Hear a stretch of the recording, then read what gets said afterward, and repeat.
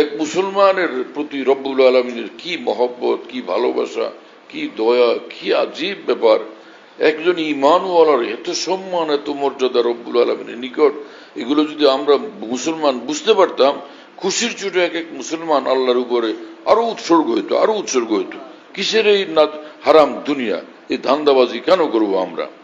আফসোসের কথা যে ঈমানওয়ালা মানুষ তো সাধারণ মুসলমান, আমাদের আলেম ওলামাদের মধ্যে কয়জন মানুষ এরকম আছেন যারা আল্লাহর মহব্বতে বেচায়েন।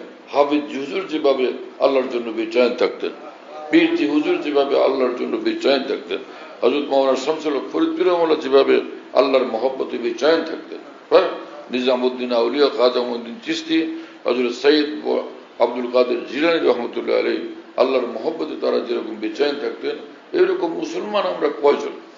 मोहब्बत बड़ो जिनिस, हाँ, अल्लाहर मोहब्बत बड़ो जिनिस। मोहब्बत दोनों आलम में यही जाकर पुकार आई कि जिसे खुद यार ने चाहा उसी को याद यार आई। যে মহব্বত দুজাহানে এই ঘোষণা করতে থাকে যে যে আল্লাহ যাকে ভালোবাসেন, আল্লাহ যাকে স্মরণ করেন, সে আল্লাহকে ভালোবাসতে তৌফিক প্রাপ্ত হয়। যে আল্লাহর দেওয়ানা, আলামত যে আল্লাহ তাকে খুঁজতেছেন, আল্লাহ তাকে